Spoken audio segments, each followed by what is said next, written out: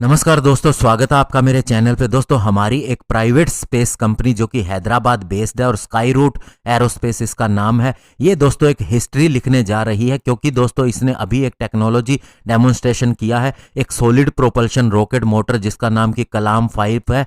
इसका डेमोन्स्ट्रेशन सफलतापूर्वक करके आज हम इसी के ऊपर बात करेंगे। चलिए दोस्तों शुरू करते हैं। तो दोस्तों, स्काई रूट एरोस्पेस ने ये टेस्ट एक सोलर इंडस्ट्री जो कि नागपुर के अंदर है उसकी फैसिलिटी के अंदर किया, जो कि इंडिया की सबसे बड़ी एक्सप्लोसिव मैन्युफैक्चरर है। और दोस्तों, इस टेस्ट को दिसंबर 22 को अंजाम दिया गया और इससे पहले अगस्त मंथ के अंदर रमन इंजन की भी टेस्ट फायरिंग की गई थी, जो कि इसी से ही रिलेटेड है।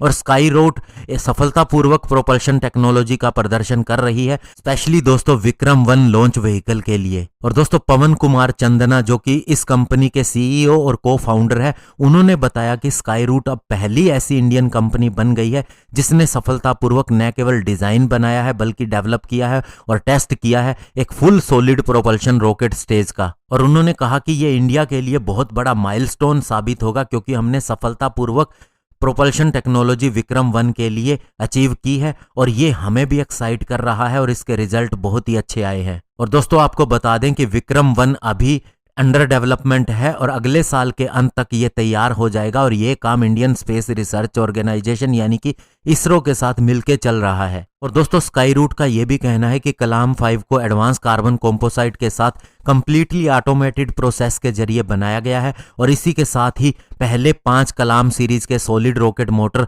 दुनिया के सामने आ गए हैं। और दोस्तों, अगर इनके थ्रस्ट की बात की जाए यानी कि पावर की बात की जाए तो ये 5 किलो न्यूटन से 1000 किलो न्यूटन तक होगी। और दोस्तों, आपको ये जानना जरूरी है कि कार्बन कंपोसाइट बहुत ही बड़ा चैलेंज होता है डिजाइन करने के लिए और मैन्युफैक्चर करने के लिए, और ये स्टील की तुलना में 5 गुना हल्का होता है। और ऐसे ही मटेरियल को दोस्तों फाइटर जेट को स्टेल्थ बनाने के लिए भी इस्तेमाल किया जाता है। और दोस्तों, जो बाकी 4 मोटर हैं वे भी अलग अलग स्टेजेस के अंदर है मैन्युफैक्चरिंग की, और उनका भी टेस्ट 2021 के अंदर हो जाएगा। और दोस्तों, जैसी 3 सॉलिड प्रोपल्शन स्टेजेस हैं विक्रम-1 लॉन्च व्हीकल की, वैसे ही कलाम 5 के अंदर भी उसी तरह के प्रोपेलेंट मटेरियल और इंटरफेसिस का इस्तेमाल किया गया है। और दोस्तों, ये एक पीक सी लेवल थ्रस्ट देगा 5.3 किलो न्यूटन का, और डिजाइन किया गया है कि ये 66 एटमॉस्फेयर कंबस्टन प्रेशर और 30,000 सेल्सियस का टेम्परेचर सहन कर सके। और ये विक्रम-1 थर्ड स्टेज का 1:4 के रेशियो में स्केल के साइज का है। और दोस्तों, इस सॉलिड मोटर की सबसे बड़ी खासियत यह है कि इनका थ्रस्ट बहुत हाई होता है,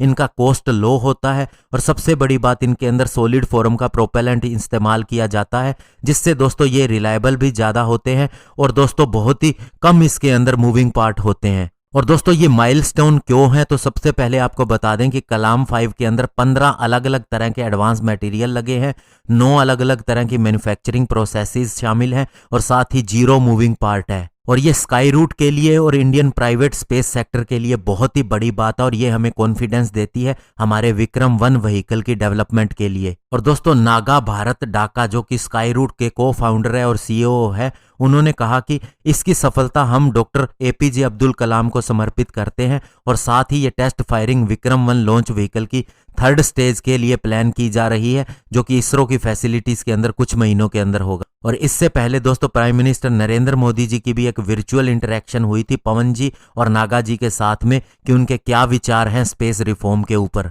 और तब उन्होंने कहा था कि स्काई रूट इस चीज की गारंटी देती है कि वे इंडिया को ग्लोबल स्पेस सुपर पावर बनाएंगे और इसके लिए वे कमिटमेंट भी देते हैं।